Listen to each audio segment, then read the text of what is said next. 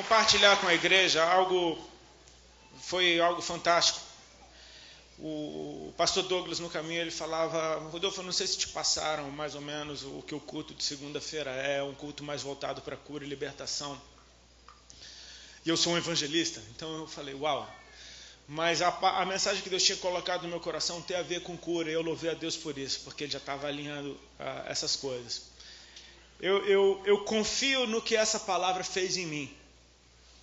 Foi algo que produziu fruto na minha vida, e eu oro para que produza fruto na tua vida também.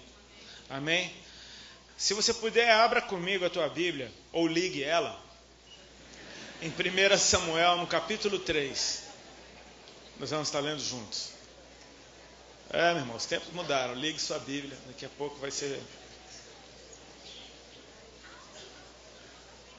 Mas no dia que for, simplesmente abra o teu coração. Você sabe onde está, sabe o que está escrito lá em Samuel.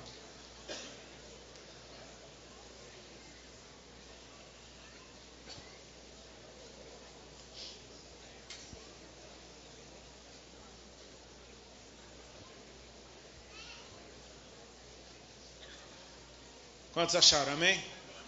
O pessoal que liga a Bíblia normalmente é mais rápido, porque é só apertar no lugar. Mas o pessoal que abre a Bíblia já sabe onde está faz tempo, né? O pessoal que abre a Bíblia, já sai ali em cima. Parece que a Bíblia está viciada naqueles espaços ali. A palavra de Deus diz assim: o jovem Samuel servia ao Senhor perante Eli. Naqueles dias a palavra do Senhor era muito rara, as visões não eram frequentes. Certo dia, estando deitado no lugar acostumado, o sacerdote Eli, cujos olhos já começavam a escurecer-se, a ponto de não poder ver, e tendo-se deitado também Samuel no templo do Senhor em que estava a arca, antes que a lâmpada de Deus se apagasse, o Senhor chamou o menino. Samuel, Samuel. Este respondeu: eis-me aqui. Correu a Eli e disse: eis-me aqui, pois tu me chamaste. Mas ele disse: não te chamei, torna a deitar-te. Ele se foi e se deitou. Tornou o Senhor a chamar: Samuel. Este se levantou, foi a Eli e disse: eis-me aqui, pois tu me chamaste. Mas ele disse: não te chamei, meu filho, torna a deitar-te.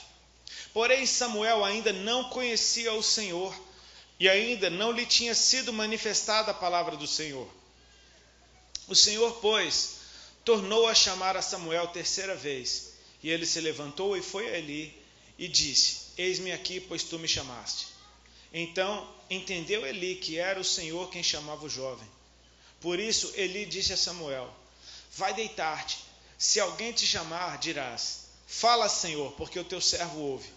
E foi Samuel para o seu lugar e se deitou. Então veio o Senhor e ali esteve, e chamou como das outras vezes: Samuel, Samuel. Este respondeu: fala, porque o teu servo ouve. Disse o Senhor a Samuel: eis que vou fazer uma coisa em Israel, a qual todo o que a ouvir lhe tinirão ambos os ouvidos. Naquele dia suscitarei contra Eli tudo quanto tenho falado com respeito à sua casa. Começarei e o cumprirei, porque já lhe disse que julgarei a sua casa para sempre, pela iniquidade que ele bem conhecia, porque seus filhos se fizeram execráveis e ele os não repreendeu. Portanto, jurei à casa de Eli que nunca lhe será expiada a iniquidade, nem com sacrifício, nem com oferta de manjares. Ficou Samuel deitado até pela manhã, e então abriu as portas da casa do Senhor. Porém, temia relatar a visão a Eli. Chamou Eli a Samuel e disse: Samuel, meu filho. Ele respondeu: eis-me aqui. Então ele disse: que é que o Senhor te falou? Peço-te que me não encubras. Assim Deus te faça o bem que lhe aprouver, se me encobrires alguma coisa de tudo o que te falou. Então Samuel lhe referiu tudo e nada lhe encobriu.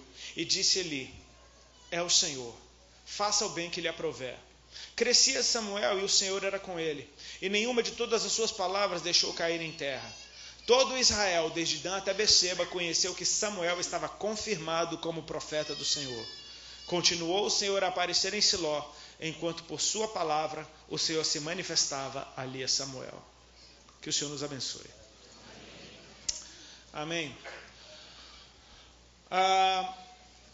Uma das coisas que eu mais admiro em ver o que eu estou vendo daqui de cima, uma igreja num dia que tradicionalmente não é dia de culto, numa segunda-feira, entupida de gente de tudo que é jeito.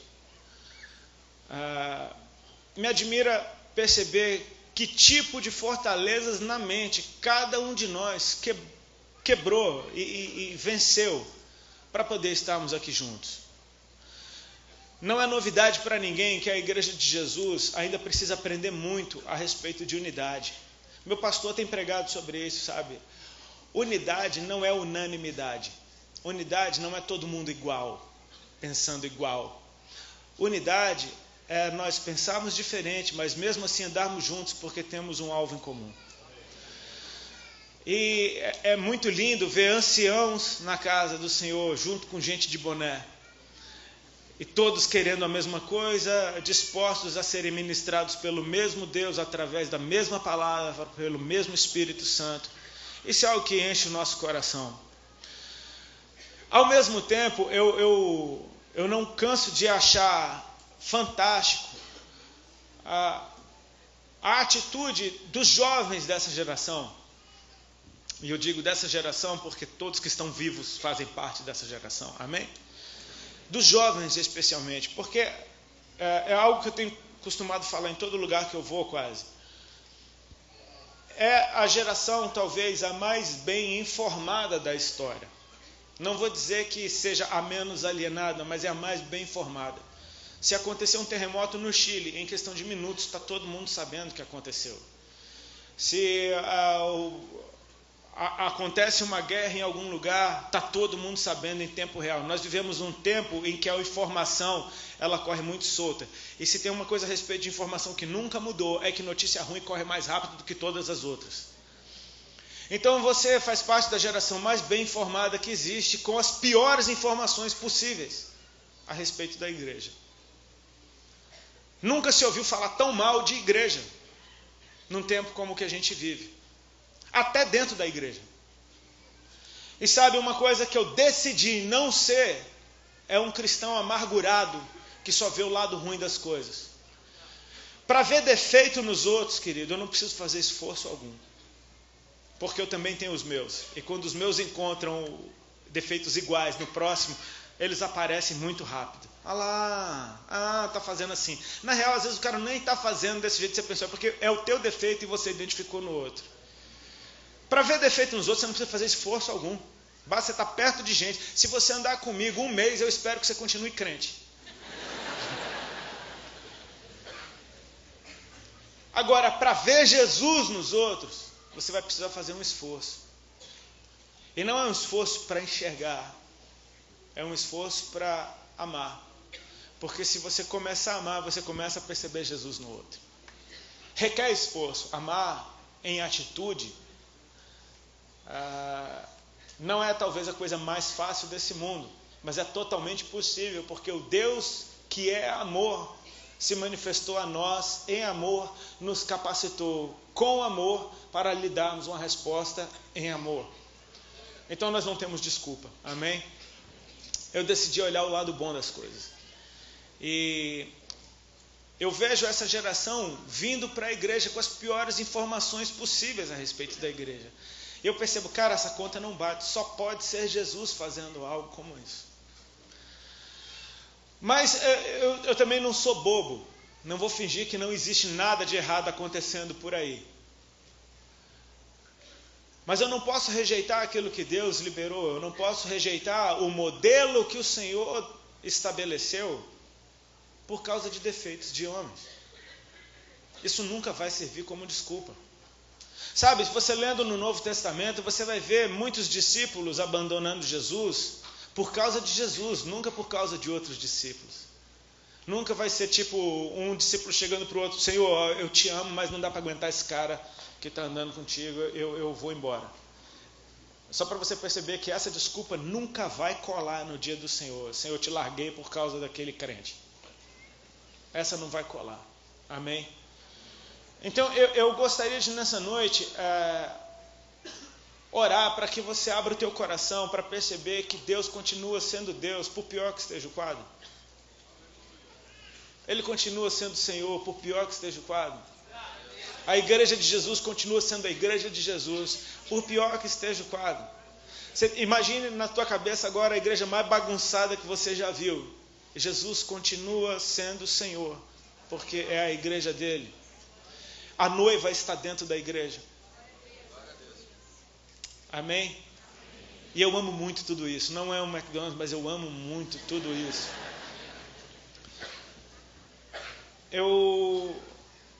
Há mais ou menos 3 anos atrás, eu estava lá no ministério onde eu congrego, fica lá em Itajaí, em Santa Catarina. O meu pastor se chama Luiz Hermínio. A gente tem um período lá que eles chamam de primícias, que vai do dia 1 ao 7 de janeiro. Eles chamam de primícia simplesmente porque os primeiros dias do ano, eles entendem que seria legal a gente passar junto na igreja, adorando a Deus, enfim. Tem gente que acampa dentro da igreja e ficam em turnos de oração na madrugada, e tem culto o dia inteiro, enfim. São 7 primeiros dias de mergulho, de imersão total no Senhor, de dedicação dos primeiros dias do ano a Deus, e enfim, para ouvir alguma coisa da parte de Deus que nos alinhe com aquilo que Ele tem para fazer durante o ano. E eu me lembro que no ano de 2012, se eu não me engano, eu estava muito incomodado com certas questões dentro da igreja. Eu acabava de ministrar e parece que as pessoas no fim da reunião só queriam tirar uma foto e pegar um autógrafo. E eu já estava pensando, poxa, não seria o normal você descer do púlpito e ter gente querendo oração? Eu acho que é isso que acontece normalmente dentro de igreja. Ninguém queria oração, o pessoal só queria foto e autógrafo. Eu falei, cara, não interessa o que Deus faça em mim, as pessoas não conseguem enxergar o que Ele fez, só enxergam o que eu era, e isso estava me deixando muito frustrado. Era um incômodo fora do normal. E eu comecei a desconfiar desses incômodos fora do normal, porque às vezes é algo que Deus está colocando dentro de você. E eu me lembro que naquele período de primícias eu estava revoltadíssimo com isso. E eu me lembro de ter orado durante uma daquelas reuniões e perguntado, Senhor, quando é que o Senhor vai fazer alguma coisa a respeito disso? E a resposta veio de bate-pronto. Ele respondeu assim, quando você fizer alguma coisa a respeito disso. Eu falei, para que eu fui falar? Ele falou, você saiu desse meio, você tem autoridade para ministrar sobre isso. Ministra a igreja, porque ninguém fala nesse assunto. Então eu passei o ano de 2013 em todas as igrejas que eu fui. Eu pregava 2 mensagens. Era uma, a que Deus me mandou ministrar em todos os lugares, a respeito dessa palhaçada que virou essa atitude de fã dentro da igreja, e a mensagem que Deus me mandava ministrar naquelas noites. Por que eu estou falando isso? Porque muitas vezes essas coisas que nos incomodam, estão nos incomodando porque talvez seja algo que Deus está liberando para você tratar. Eu me lembro de uma mensagem que eu ouvi o pastor Josué Gonçalves pregando lá em Fortaleza. Ele estava pregando, nunca vou me esquecer, ele estava pregando sobre o primeiro milagre de Jesus, quando ele transforma a água em vinho. E que a mãe de Jesus, Maria, ela percebeu que acabou o vinho da festa. E eu me lembro que nessa hora ele falou algo a respeito de o problema que você detecta é um problema que é tua responsabilidade. Então, eu entendo que se tem certas coisas que nos incomodam, talvez seja Deus nos dando a incumbência de tomar uma posição que, no mínimo, provoque alguma forma de transformação. Em vez de você ficar reclamando do problema e apontando dedos, cara, se coloque na posição de ser um remédio, de ser uma solução. Eu digo isso porque a gente vive hoje num tempo em que muita gente não pisa na igreja ou não se envolve com as coisas de Deus porque está tão ferida com as informações ruins que teve, que fala, aquilo ali está tudo errado. Enfim, muita gente pode, no momento que o pastor veio aqui ministrar de ofertas, já falar, lá vem falar de dinheiro. Tipo, é uma coisa que as pessoas estão tão feridas que parece que você jogou álcool numa ferida aberta. Ela arde, o cara espana na hora. Nem gastou tempo para ouvir o resto. Tipo, tem várias creches sendo atendidas por esses alimentos. Essa oferta vai para lá. Poxa, isso é uma coisa linda. As pessoas estão feridas demais. E eu percebo, cara, às vezes quando você está num cenário em que isso te revolta, é um bom sinal. Porque se você fosse confortável com corrupção, tinha algum problema com você também. Você está revoltado com corrupção, meu irmão, não tem nada de errado nisso, isso é um ótimo sinal. Bem-aventurados aqueles que têm sede de justiça, porque serão saciados. Amém? Mas existe a forma certa de fazer as coisas. E sabe qual é a forma certa de fazer as coisas? É aquela que Deus te mandou fazer. Não é do seu jeito, é do jeito dele. Sabe, por pior que esteja o cenário hoje do corpo de Cristo, eu não consigo vê-lo pior do que esses dias do texto que a gente leu aqui. E eu vou te dizer porque eu penso dessa forma.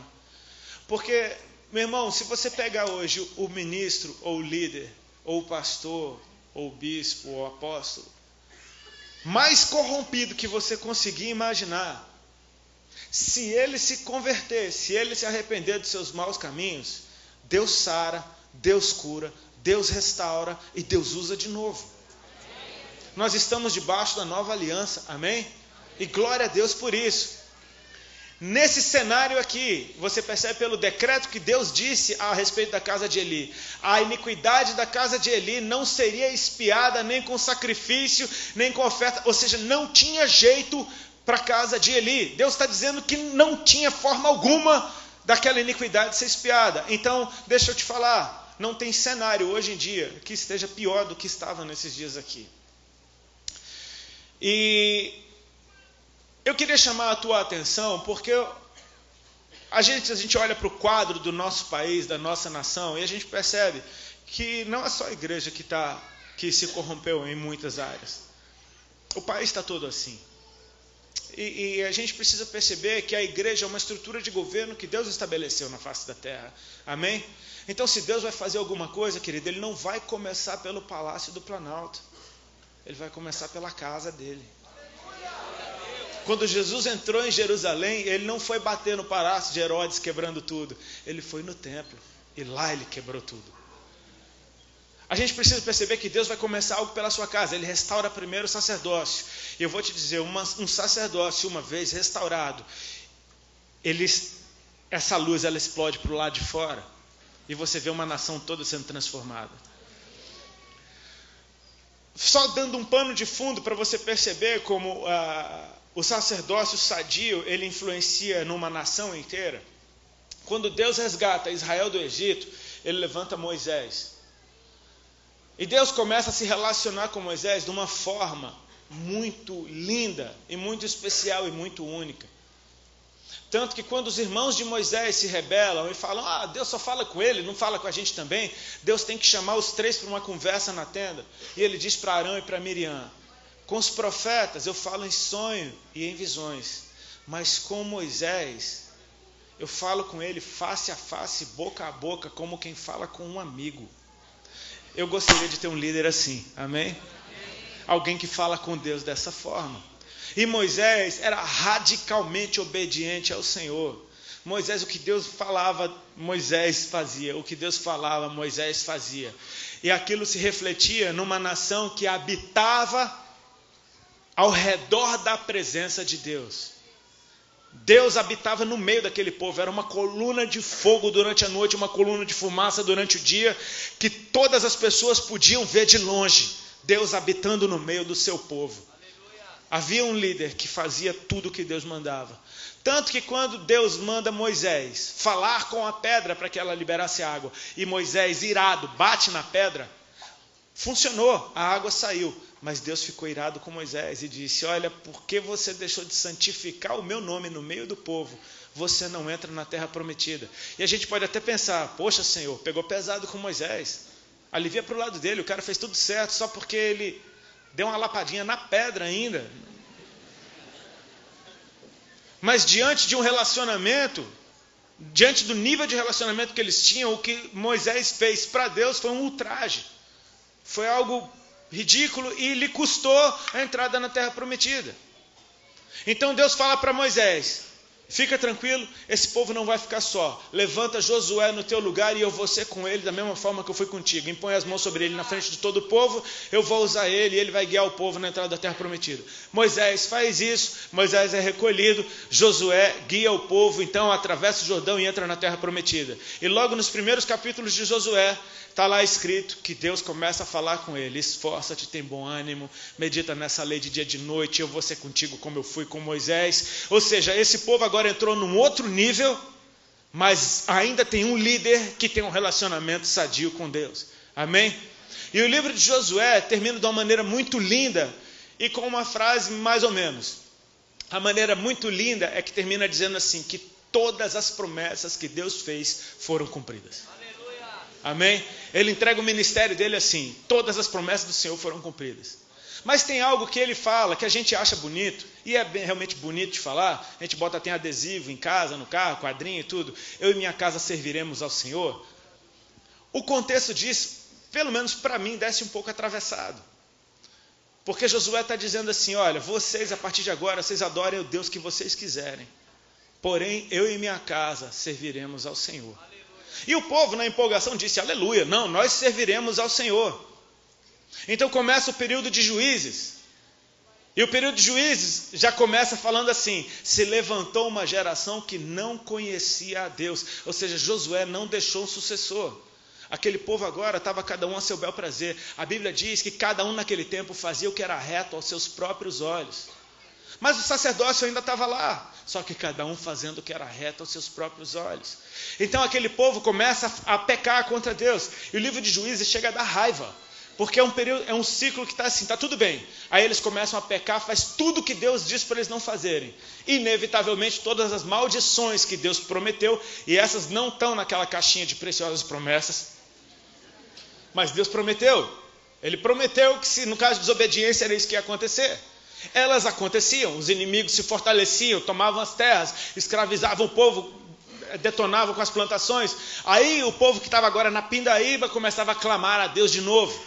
E clamava ao Senhor, e Deus ouviu o seu clamor, ele levantava um juiz. E aquele juiz guiava esse povo em vitória, restaurava a nação, glória a Deus, aleluia.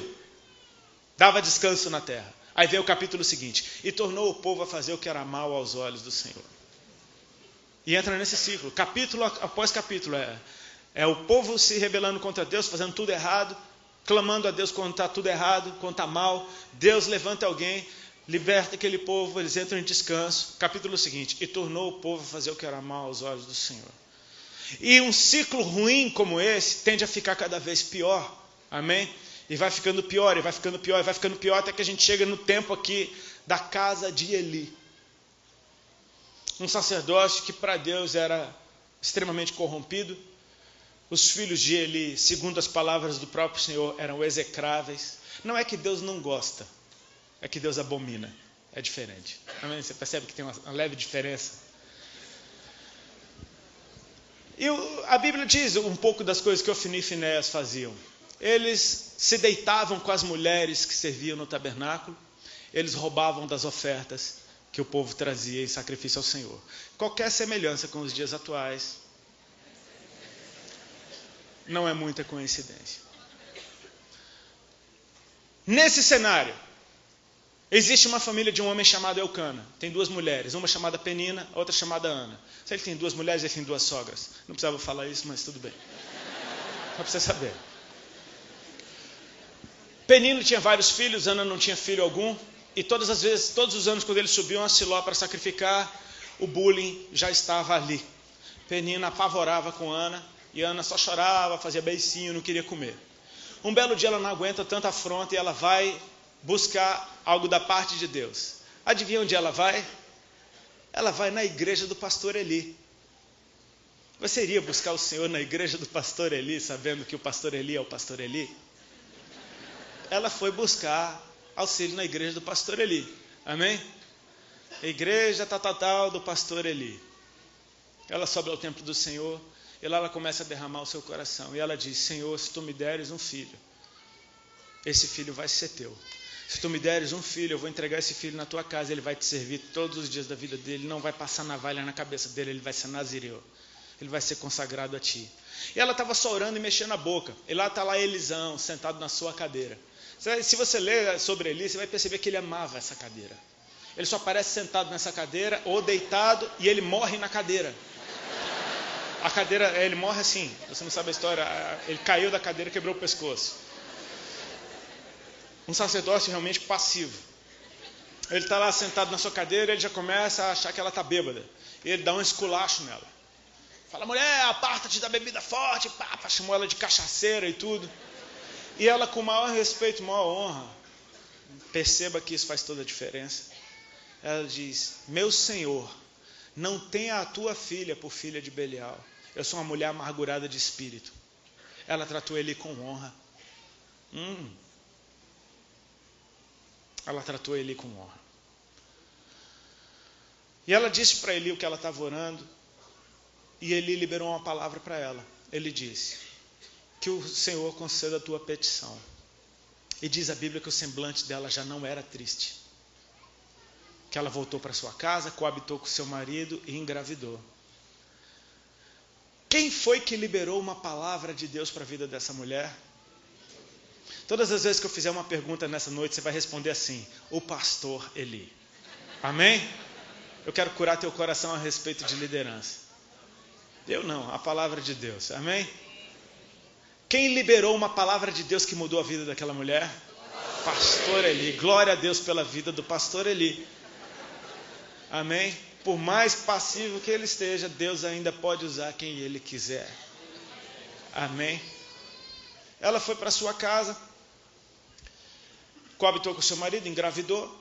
9 meses depois nasce o menino Samuel. Naquele ano ela não subiu com a família para sacrificar em Siló, porque ficou desmamando o menino. E no ano seguinte, então, ela vai entregar o menino para o sacerdote Eli. Porque ela tinha feito um voto ao Senhor: se tu me deres um filho, esse filho é teu. Só que a gente conhece a história, a gente conhece a vida do sacerdote Eli. Se a gente fosse uma torcida ali, a gente olharia para Ana levando Samuel para entregar na mão de Eli, para Eli criar. E você sabe como é que Eli cria filhos. Você vai pensar: Ana não faz uma coisa dessa. Não foi bem isso que Deus quis dizer quando ele aceitou o teu voto. É porque no grego, você já ia ter inventar um jeito de dar um nó no voto e falar: não foi bem assim, pensa direito, cria você. Não precisa ir na igreja, vai cultuar Deus em casa, né? Aquela igreja está corrompida, não adianta, não vai sair nada bom dali. Imagina, Eli educou Ofni e Finéias, que são 2 demônios. Tu vai botar o menino Samuel na mão desse cara para ele criar. Ana não está nem aí. Deus deu o filho para ela, porque o filho era para ele. É uma geração que não era nem para existir, cara. Ele é filho de uma mulher estéril. Uma geração que não era para existir. Ela tem um propósito do Senhor para existir. A cura, ela não vai adoecer. Então aquela mulher entrega a criança nas mãos de Eli e você fala: seja o que Deus quiser. E aí a gente entra no texto, que o jovem Samuel, olha como começa. O jovem Samuel servia ao Senhor perante Eli. Ele servia a quem? E você acha que Samuel servia ao Senhor por revelação? Ele foi ensinado a servir ao Senhor. Amém? E quem ensinou Samuel a servir ao Senhor? Ponto para o pastor Eli de novo. Ele ensinou, a Bíblia que está dizendo que Samuel servia ao Senhor, cara. E quem ensinou Samuel a servir ao Senhor foi o pastor Eli. Então a gente tem que dar o crédito para ele. Ele ensinou direitinho. Amém? Ele servia ao Senhor. Quantos aqui no meio da sua rebeldia, da sua revolta gospel, você já não falou: eu quero servir a Deus e não a homens? Se você já falou e fez, levanta as 2 mãos. Fica como levantado, agora é sério. Que o Senhor libere cura para cada um, em nome de Jesus. Amém? Deixa eu te falar uma coisa: é impossível você servir a Deus sem servir a homens. O serviço a Deus envolve servir alguém. Amém? Ele servia ao Senhor perante Eli. Vamos lá. Naqueles dias a palavra do Senhor era muito rara, as visões não eram frequentes. Pega essa. Que tempo, hein? A palavra era rara e as visões não eram frequentes. Como eu disse no começo, para ver defeito não precisa fazer esforço algum. Para ver Jesus você precisa amar um pouquinho. Amém? A gente pode ver do lado negativo. Meu Deus, a palavra é rara, a visão não é frequente. Esse é o ponto negativo. O ponto positivo é, cara, é rara porque ainda existe. Amém? Uma coisa rara não é uma coisa inexistente, é uma coisa que, aparece, ela é tão pouca que ela é preciosa demais, amém? Um pouco de virtude num lugar todo bagunçado é raro, se torna mais precioso ainda. Não significa que não tinha a palavra de Deus. Tinha, era pouca, mas tinha alguma. Amém? E quando você tem pouca, meu irmão, você se apega nela com tudo que você tem. As visões não eram frequentes. É um quadro que, meu Deus do céu, as visões não eram frequentes. Mas ainda tinha alguma coisa. Sabe, tem gente que desistiu de congregar, que desistiu de parar para ouvir os servos de Deus pregarem, porque fala, cara, a palavra é rara, a visão não é frequente, mas eu mesmo já fui a muitas reuniões que parece que não estava acontecendo nada, e de repente uma frase que saiu do pregador mudou minha vida. Uma frase mudou minha vida.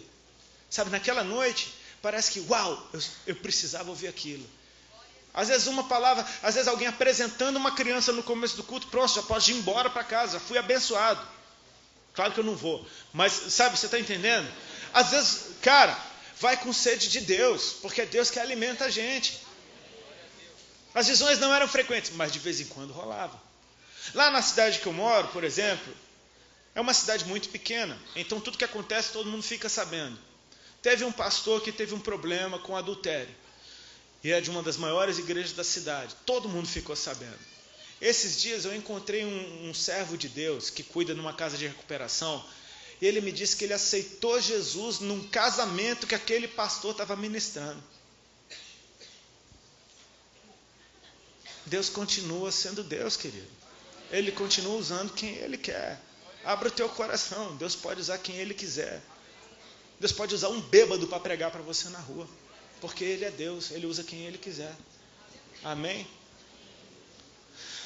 Esse texto é muito profético, eu acho lindo. Certo dia, estando deitado, olha aí, Eli agora já deitou.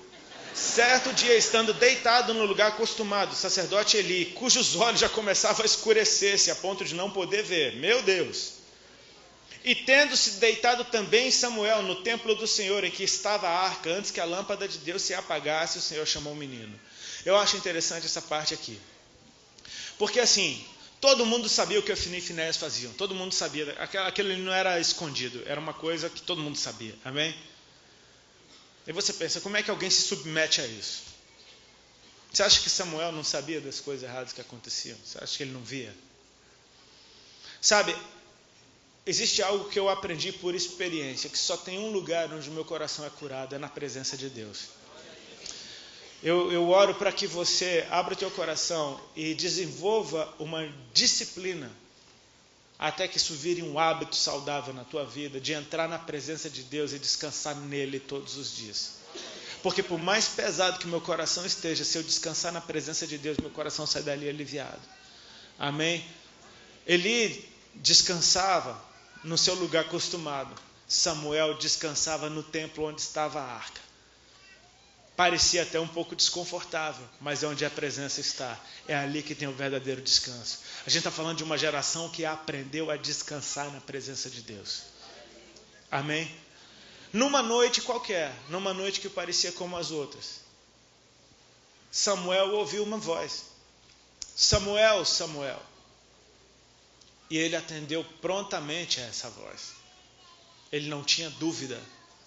Você não vê Samuel correndo a Eli perguntando, por acaso foi o Senhor que me chamou, porque eu vi alguém me chamar, foi o Senhor. Não, ele chega direto em Eli reto. Eis-me aqui, pois tu me chamaste. Samuel não tinha dúvida que era Eli chamando a ele. E ele diz, eu não te chamei, torna a deitar-te. Sabe o que é que Samuel fez? Samuel era radicalmente obediente, cara. Ele sai correndo que nem uma bala e se deita de novo. Daqui a pouco aquela voz chamou de novo. Samuel, ele não tem dúvida. Levanta, eis-me aqui, pois tu me chamaste. Ele fala, não te chamei, meu filho, torna a deitar-te. Deita de novo. Eu estou falando de alguém que aprendeu a obedecer radicalmente. Corações radicalmente obedientes. Sabe de uma coisa? Deus está olhando para dentro da gente. E Ele sabe quem tem um coração que sabe honrar. Ele sabe quem tem um coração disposto a obedecer e que tem prontidão no responder. Sabe o que é que eu desconfio, cara? Que Deus usou um tom de voz que Samuel estava acostumado a responder. Porque Samuel não teve dúvida. Samuel amava Eli. Samuel foi criado por ele. Samuel chegou a confundir a voz de Deus com a de Eli, cara. Tamanho respeito que ele tinha pela liderança dele. E isso gera saúde espiritual. Ele foi até Eli de novo. Eis-me aqui, pois tu me chamaste. Não te chamei, meu filho, torna a deitar-te. Deitou de novo. E a Bíblia diz, Samuel ainda não conhecia o Senhor. E ainda não lhe tinha sido manifestada a palavra do Senhor. Aí você fala, peraí, mas o texto começa dizendo que ele servia ao Senhor. E no meio do texto está dizendo que ele ainda não conhecia o Senhor. É possível alguém servir a Deus sem conhecê-lo? Balança, responde comigo assim. É possível servir a Deus sem conhecê-lo, cara. E diante disso daqui, você já... Opa! Então a gente já pode ter um pouquinho mais de misericórdia no nosso coração. Porque eu começo a perceber que algumas das loucuras que eu vejo hoje em dia acontecendo na igreja, talvez não sejam por maldade. Talvez sejam simplesmente porque aqueles irmãos aprenderam a servir ao Senhor e ainda não o conhecem. Sabe, a gente ouve casos que a gente fala, cara, esse cara enlouqueceu. O que ele está fazendo? Vamos ter um pouquinho de misericórdia. Eu acho que ele ainda não conhece ao Senhor. Porque no dia que Deus se manifestar, esse tipo de coisa cessa por ali. Alguns podem ser loucura, mas quem somos nós para julgar? Amém? Samuel ainda não conhecia o Senhor. E aí o Senhor chamou uma terceira vez. E Samuel está lá de novo batendo na porta de Eli. Eis-me aqui, pois tu me chamaste. Cara, ele ia estar até hoje fazendo isso. Aí a Bíblia diz, então entendeu Eli que o Senhor chamava o menino. Quem que entendeu que Deus estava falando com o menino? Meu Deus do céu, acho que ele guardou todas para o final. Samuel, cara, eu acho lindo porque Eli não teve ciúme. Eli não agiu daquela forma, não, Deus fala comigo, vai falar com esse moleque, está pensando o quê? Não, Eli entendeu que Deus estava falando com o menino. E aí, Eli deu uma direção para Samuel, ele disse, filho, torna a deitar-te, se alguém te chamar de novo, você vai responder assim, fala, Senhor, porque o teu servo ouve. Eli ensinou Samuel a responder a Deus. Quem que ensinou Samuel a responder a Deus? Pronto, você vai sair daqui amando Eli nessa noite. Samuel se deitou. Eu me coloco no lugar dele. Porque agora ele sabe, porque ele confia em Eli. Ele agora sabe que é Deus que está chamando ele esse tempo todo. O coração agora está diferente, porque se você sabe que é Deus que está te chamando, teu coração já fica diferente. Amém? Eu creio que quando o nosso coração tem expectativa, quando o nosso coração está vivo, em expectativa diante do que Deus vai falar e vai fazer, grandes coisas acontecem, ainda que sejam do mesmo jeito. Queridos, eu estava com um amigo meu lá em Fortaleza esses tempos, que ele falou uma coisa muito linda para mim. Ele falou, Rodolfo, a igreja deixou de crer, cara. A igreja deixou de crer como uma criança. A gente foi tão machucado que a gente desconfia de tudo e de todos. Chega um pregador novo para pregar na igreja, você fica olhando para a roupa, para o cabelo, para tudo mais. Você fica medindo o cara de cima e abaixo, pensando, será que ele é crente, será que ele não é, será que é mais um safado, será que ele é homem de Deus? Daqui a pouco terminou a mensagem, tu estava lá medindo o cara do começo ao fim. A gente está assim, a gente está ferido, a gente desconfia de tudo. E ele falou para mim, Rodolfo, eu quero crer, cara. Eu quero crer que nem criança. Se você me falar que você estava orando e saiu voando, eu quero crer em você, cara. Se for mentira, problema teu com Deus. Mas eu quero acreditar que o meu irmão teve uma experiência louca com Deus. Eu quero voltar a crer. Eu quero ter coração como de criança. Porque quando o nosso coração tem expectativa diante do que Deus vai fazer, cara, você vai ver que Deus sempre fez. É que você não percebia. Quando o teu coração está sensível para o que Ele pode falar, cara, você vai perceber grandes coisas a respeito dele. A Bíblia diz que Deus veio e falou com Samuel como das outras vezes. Mas tem um detalhe ali. Diz assim, então veio o Senhor e ali esteve. E então chamou Samuel como das outras vezes. Então você percebe que um coração com expectativa atrai uma manifestação da presença. Antes de Deus chamar, parece que a atmosfera do lugar já mudou. Antes da coisa começar, os cabelos já estão arrepiando tudo. Você já está, você já está se sentindo um calorão. Você está falando, cara, alguma coisa está mudando nesse lugar. É a presença de Deus chegando. Não porque Ele não estivesse, mas simplesmente porque Ele vem e você não percebe. Teu coração está longe. Mas quando teu coração está antenado, cara, se aquela voz falar comigo agora, eu sei quem é e eu sei como me comportar. Então veio o Senhor e ali esteve. Imagina a experiência de Samuel. Aquela voz de novo. Samuel, Samuel. Imagina o menino.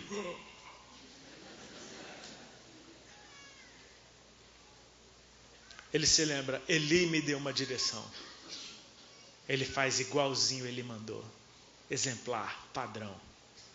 Fala, Senhor, porque o teu servo ouve. Imagina você no lugar dele, se ouve aquela voz de novo, Samuel, Samuel. Agora você sabe que não é Eli te chamando. Agora você sabe que é Deus. Usando a mesma voz que você achava que era Eli. E agora você responde, fala, Senhor, porque o teu servo ouve. E você espera. Daqui a pouco, eis que estou para fazer uma coisa em Israel. Meu Deus do céu. Agora ele só não está chamando meu nome, ele está falando uma coisa louca. Olha o que Deus está falando. Eis que eu estou para fazer uma coisa em Israel, a qual todo que a ouvir, lhe tinirão ambos os ouvidos. Eu começarei e a cumprirei. Você não acha isso glorioso? Deus está revelando para uma criança o que Ele vai fazer numa nação. Estou para fazer uma coisa em Israel. E vai começar na casa de Eli. Ele está dizendo, eu vou vir com juízo sobre a casa de Eli. Porque seus filhos se fizeram execráveis, ele não fez nada. A iniquidade dele não vai ser expiada nem com sacrifício, nem com oferta de manjares. Mas eu quero que você perceba que essa palavra profética, a primeira que Deus liberou para Samuel, não tinha nada a ver com que Samuel fizesse alguma coisa. Não mandou Samuel fazer nada. É uma palavra profética que só veio para Samuel saber. E aliás, ele deixou bem claro, eu farei uma coisa em Israel. Eu começarei e eu cumprirei. Ou seja, você não faz nada, querido. Você só fica sabendo. E é preciso muita maturidade para você receber uma palavra como essa e ficar na sua. Você tem que já ter sido educado com um coração radicalmente obediente, porque senão você faz alguma coisa no teu freestyle. Você faz alguma coisa do teu jeito. Deus não mandou Samuel fazer nada, Deus só mandou Samuel ouvir. Eu vou fazer, eu começarei, eu cumprirei. E isso é tão lindo a respeito do caráter dessa geração representada aqui em Samuel, porque o texto continua dizendo, ficou Samuel deitado até pela manhã. Sabe o que Samuel fez com a palavra que ele recebeu? Descansa. Ficou deitado. Até pela manhã, e então abriu as portas da casa do Senhor, como se nada tivesse acontecido. Dia normal, serviço normal. E daqui a pouco lá vem Eli. Agora eu quero que você perceba essa atitude de Samuel. Porque, meu irmão, isso é humano. Nós somos seres humanos, amém? Se eu estou conversando com uma pessoa, e a gente está falando de uma terceira pessoa, eu não gosto daquela terceira pessoa. Essa pessoa com quem eu estou falando também não gosta daquela terceira pessoa. Eu compartilho o que eu não gosto a respeito daquela terceira pessoa. Essa pessoa compartilha o que ela não gosta a respeito daquela terceira pessoa. E de repente aquela terceira pessoa aparece. Como é que a gente vai tratá-la? Melhor ou pior?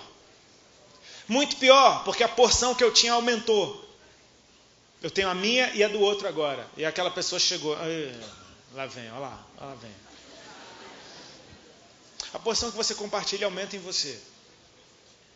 O contrário também é verdade. Você falar bem dos outros, você vai passar malos mais ainda. Eli apareceu. E agora, Samuel tem um respaldo de Deus a respeito de quem ele era. Agora não se trata mais de uma fofoca gospel. Não se trata mais de uma de opiniões próprias, ou de falatório, ou de fatos. Se trata de que Deus falou que Eli era tudo aquilo mesmo. E Eli aparece para Samuel e diz: Samuel, meu filho. Sabe o que é que Samuel responde?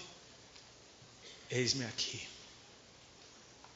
Com honra, bonitinho. Deus não mandou ele fazer justiça própria. Deus não mandou ele virar black bloc da igreja. Deus mandou ele ficar na dele. Eis-me aqui. E ele está curioso. Ele fala: o que é que Deus te falou? E em 1 Rodolfo, na versão na NVR, está meio assim, que ele perguntou: o que é que Deus te falou ontem à noite? Aí Samuel olha para o céu e diz: o dia está bonito hoje, né? E ele continua: o que é que Deus falou? Sua roupa está linda, pastor, como você está bonito. Samuel não queria falar, porque era pesado.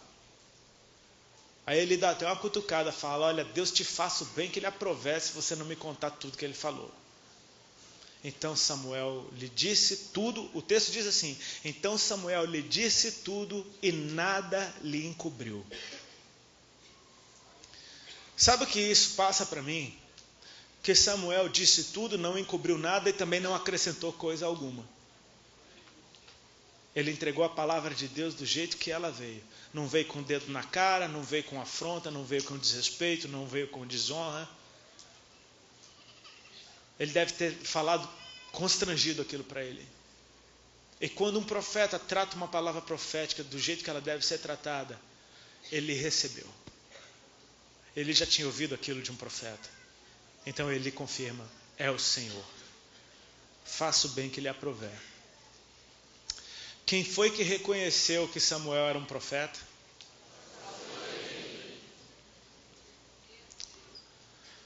A gente precisa perceber, queridos, que vale a pena ser igreja.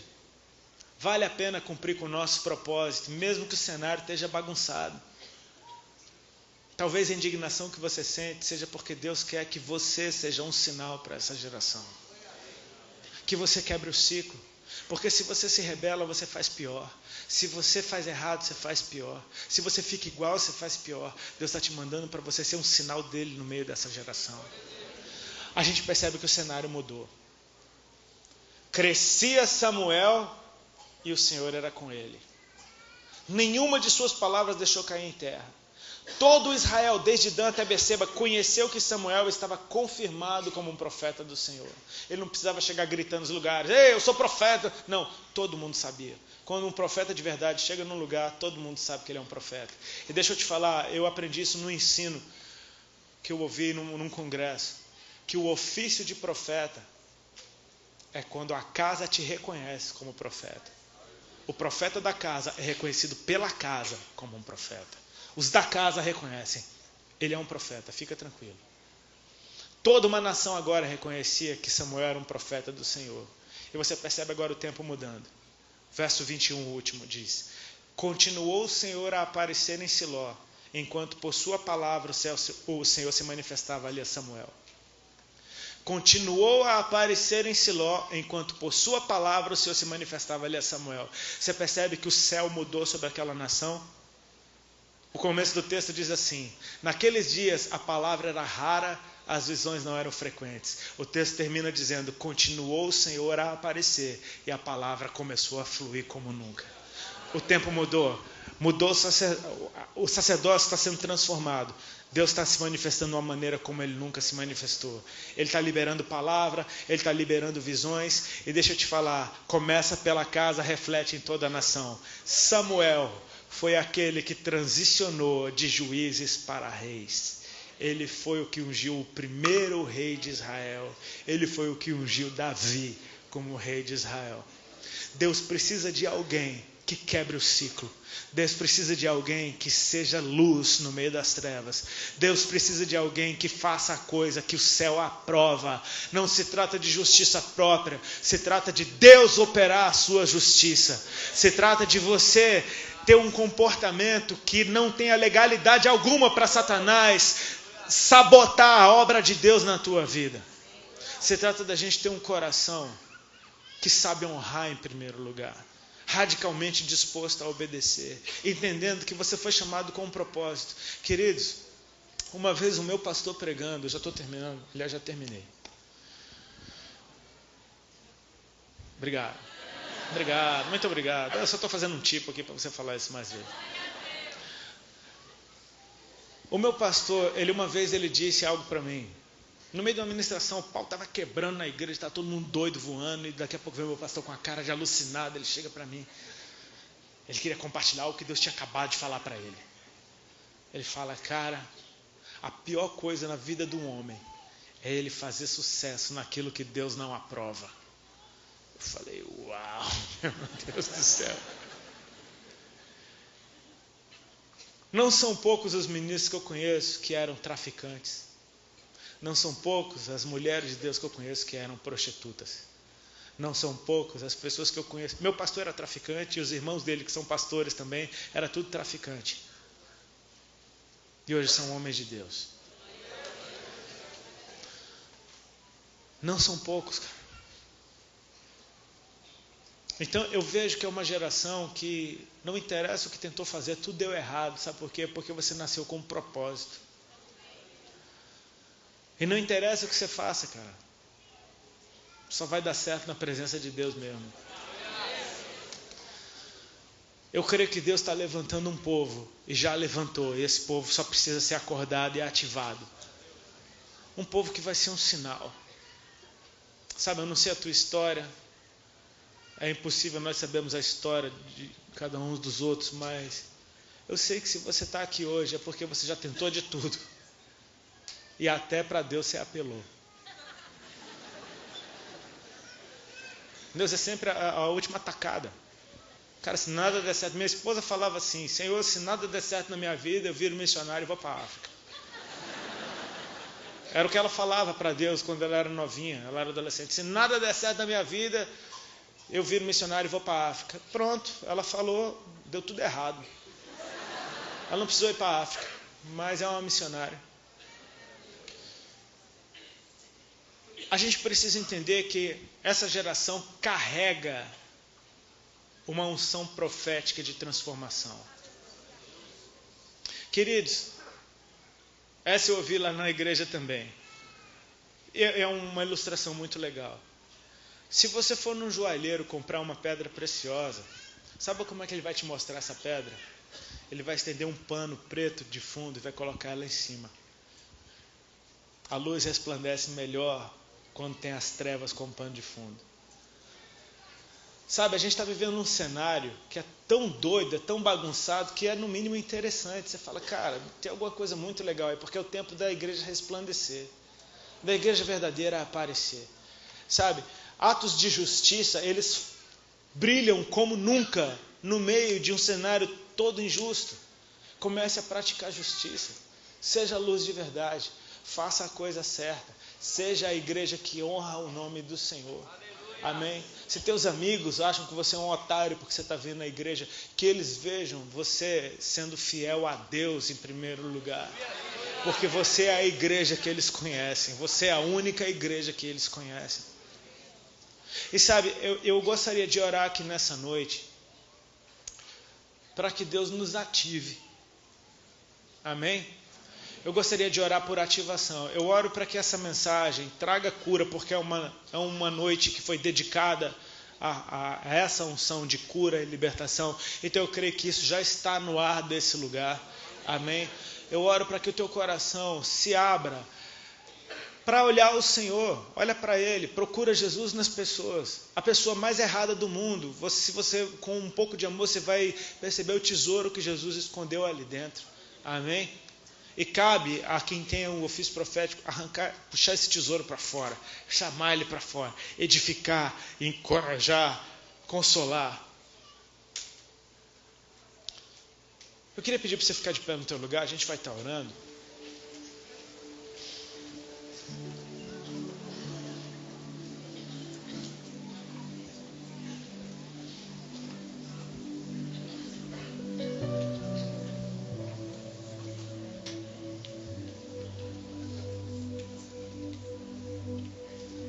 Calmamente.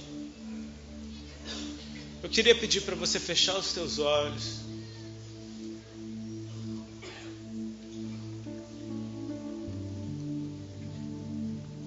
Eu peço para que você, em oração, dê uma ordem ao teu coração. Para que o teu coração se abra para a cura que Deus quer fazer em você.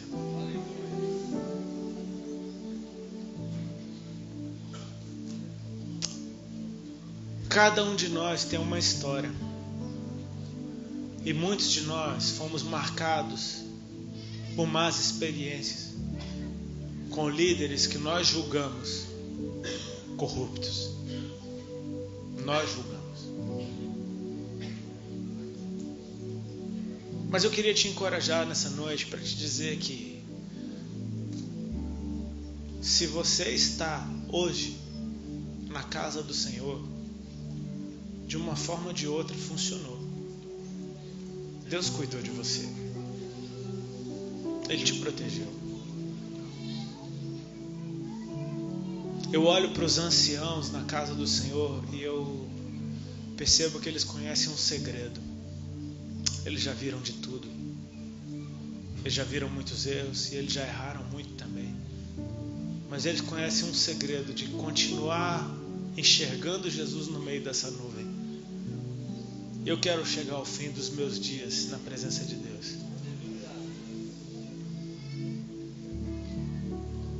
Eu gostaria de orar por todos nós em primeiro lugar, pedindo a Deus que libere do bálsamo dele sobre os nossos corações e mentes. Em primeiro lugar, Senhor Jesus, nós te pedimos perdão pela nossa rebeldia. Nós te pedimos perdão pela nossa justiça própria, pelo nosso julgamento, pelo nosso jeito louco e agressivo de fazer o que nós julgamos certo. Nós pedimos perdão pela falta de honra. Nós pedimos perdão pela falta de respeito, pela falta de reverência. Nós pedimos perdão por tudo aquilo em nós que te desagradou. E nós não queremos usar o erro de ninguém como justificativa para o que nós fizemos. Nós tínhamos a opção e nós escolhemos do nosso jeito. Portanto, nós te pedimos perdão, Senhor, e que o Senhor possa passar do teu sangue sobre nós, curando essas feridas. Que o Senhor nos dê a oportunidade de ser luz, que o Senhor nos dê a oportunidade de fazer a coisa certa daqui para frente. Que o Senhor nos dê a oportunidade de honrar, e se necessário for, ir até aquelas pessoas e pedir perdão a elas. Elas não merecem, nós também não merecemos, mas o Senhor nos deu de graça. Portanto, Senhor Jesus, nos ensine a perdoar também. Toque o nosso coração com amor e com misericórdia, porque talvez aqueles que erraram ainda não te conheciam. Nós não sabemos, mas sabemos que tu sabes de todas as coisas, e que tu tens todos os tempos e estações bem definidos na palma das tuas mãos, e que tudo no tempo certo florescerá, e que a justiça vai raiar. Portanto, nós esperamos, Senhor, e te pedimos, dá-nos a direção correta para fazermos aquilo que agrada o teu coração, aquilo que nos cabe. O que for para nós fazermos, nós faremos. Mas o que só o Senhor vai fazer, nós não queremos meter a mão nisso. Portanto, Pai, em nome de Jesus, estabelece um novo tempo no nosso comportamento, no meio dessa geração. E apesar do nosso histórico de rebeldia, mesmo antes de te conhecer, Pai, o Senhor pode fazer de nós filhos e filhas radicalmente obedientes. Nós te pedimos, Senhor Jesus, dá-nos um coração ensinável, dá-nos um coração obediente à Tua vontade, um coração que descobriu o tesouro precioso que é a honra. Que a próxima geração, a que vem depois de nós, a dos nossos filhos e filhas, possa ver em nós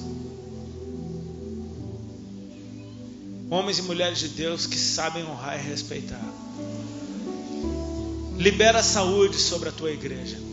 Libera a saúde sobre a tua casa, saúde espiritual.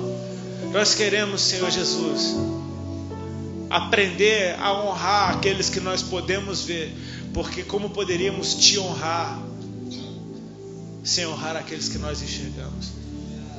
Começa em nós essa obra.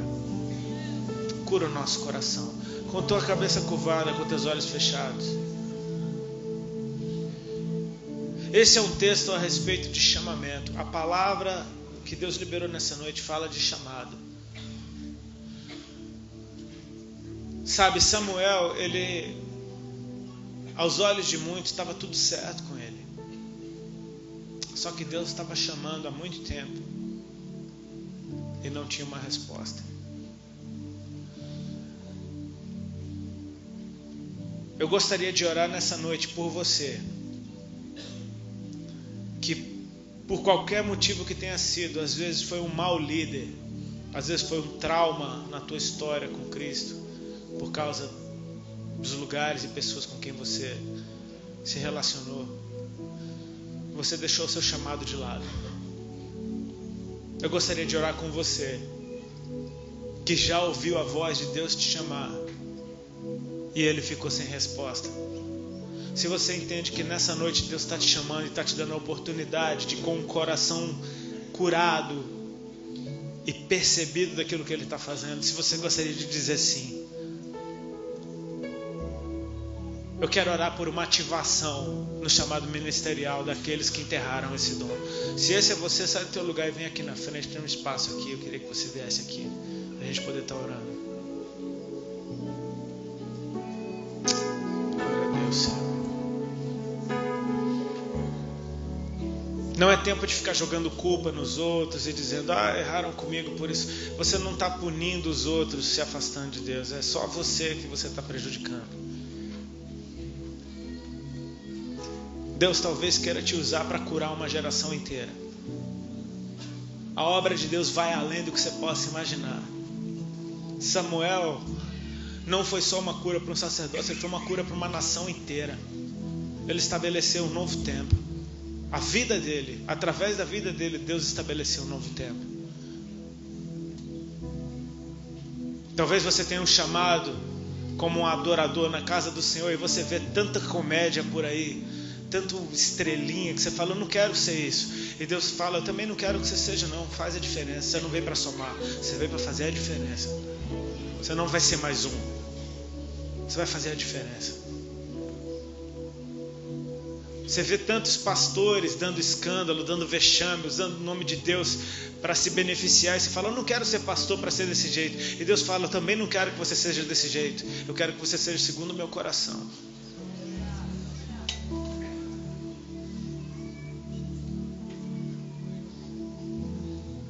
Se você crê que você tem um chamado na área pastoral, vem, desenterra esse talento. Desenterra esse dom. Não é tempo de enterrar o que Deus colocou em você. É tempo de dar uma resposta. Eis-me aqui, Senhor. Fala, Senhor, porque o teu servo ouve.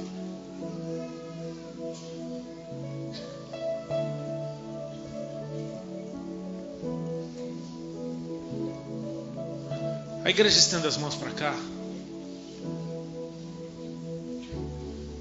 Deus está fazendo cura aqui nesse lugar. Amém? Nós não fazemos ideia de quantos missionários estão nascendo aqui agora. De gente que vai fazer a diferença, de gente que detesta o que está errado e por isso não vai repetir.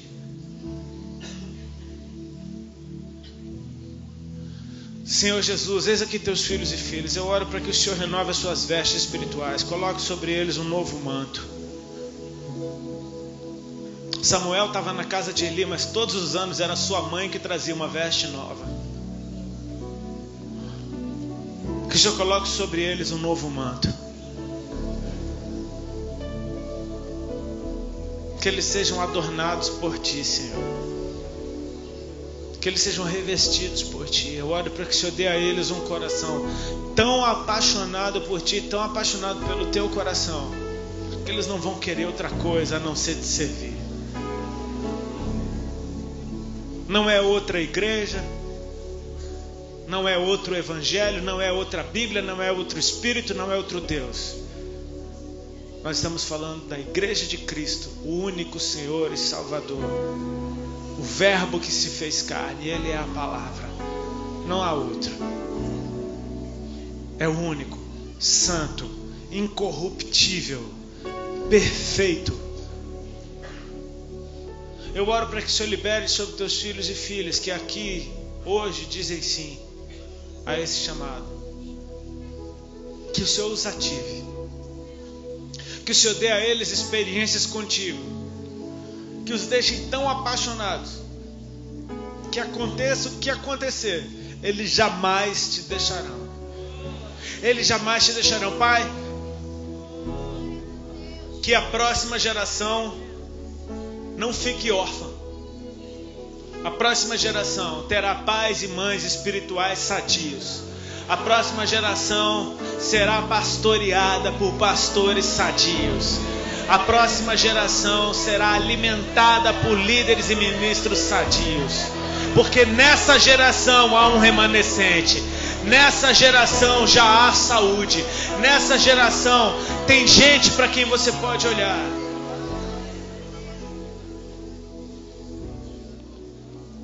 Sopra o teu vento, Senhor. E do teu jeito, ativa-nos a todos. Ativa-nos a todos. Em nome de Jesus Cristo. Amém. Aqui no teu lugar, calma. Tem gente que chegou aqui hoje pela primeira vez. E deixa eu te dizer, às vezes você acha que você caiu de paraquedas num lugar. Uau, que legal, eles estão falando essas coisas. Talvez Jesus te trouxe aqui para falar tudo isso para você. Porque é a você que Ele está chamando. Eu compartilhava com os pastores hoje no almoço uma conversa que eu tive com a minha esposa há um mês atrás. A gente dentro de um ônibus lá nos Estados Unidos. Eu comecei a contar para ela coisas do meu passado, desde quando eu era bem criança. Coisas que eu nem lembrava mais. E de repente veio uma enxurrada de pensamentos. E era só história tenebrosa. De amigos que se envolveram com tráfico, amigos que mataram, amigos que foram presos, amigos que, enfim, se envolveram com brigas e amigos que morreram. E eu estava contando aquilo e eu não entendia por que estava vindo tudo aquilo. E Deus, então, no fim dessa conversa, Ele começou a me ministrar por que Ele estava me lembrando daquilo tudo. Para eu saber que meu testemunho não começou no dia que eu finalmente entreguei minha vida para Jesus. Jesus já estava cuidando de mim lá de trás. Ele estava cuidando de mim quando eu tinha 12 anos de idade, dentro de um carro que capotou num viaduto. Ele estava cuidando de mim quando eu dei uma arma para um amigo meu matar um outro que veio a ser amigo meu e tocou comigo numa banda e depois matou um cara, foi preso. Deus estava cuidando de mim nesse tempo todo. Ele estava cuidando de mim. Quando amigos meus, teve um amigo meu que foi dar carona para um traficante, parou numa blitz, foi preso. Ficou 5 anos na cadeia. Na cadeia pegou AIDS e morreu depois. Deus me livrou em tantas áreas da minha vida que eu comecei a perceber. Era Jesus ali me cuidando. Era Jesus ali me cuidando. Era Jesus ali me cuidando. Eu ainda não conhecia, ainda ia levar 16 anos para ter um encontro com Ele. Mas um dia o encontro chegou. Eu pude dizer sim para esse Deus que teve presente esse tempo todo e eu ainda não conhecia. Sabe, você que chegou aqui hoje, a tua história com Deus não começa simplesmente no primeiro dia que você vem na igreja. A Bíblia diz que Deus te elegeu nele antes da fundação do mundo, cara. Ele está olhando para você há muito tempo e hoje Ele só marcou um encontro. Para você saber que Ele te ama. Que Ele é Deus na tua vida e que Ele te quer. E que você é precioso. Existe uma parábola que Jesus disse a respeito de trabalhadores que foram trabalhar numa vinha. Alguns foram contratados de manhã e acertaram um salário. Outros chegaram no meio da tarde e acertaram um salário. E teve outros que chegaram no fim do dia, trabalharam só 1 hora e receberam o mesmo salário. Porque o Senhor da vinha tem muitos que são tem últimos que são os primeiros, tem primeiros que são os últimos. Essas pessoas que vocês podem estar vendo aqui hoje, tendo seu chamado desenterrado, esses ministros que você pode estar vendo aqui hoje, gente com tanto tempo de igreja, e você que acabou de chegar, estamos no mesmo bolo, estamos no mesmo barco, é o mesmo Deus que nos chama na mesma hora. Portanto, eu gostaria de saber se tem alguém aqui, por uma questão de logística, de espaço, tá óbvio que não tem como ninguém vir aqui na frente. Mas se daí do teu lugar você gostaria de dizer: sim, Jesus, eu quero entregar a minha vida para ti. Eu queria pedir para você levantar a tua mão para o alto, que eu oro para você daqui mesmo. Glória a Deus. Tem ali? Tem mais alguém? Glória a Deus. Tem mais um pessoal ali atrás? Tem mais alguém? Tem mais alguém? Fica com a tua mão levantada para o alto. Levante bem alto mesmo.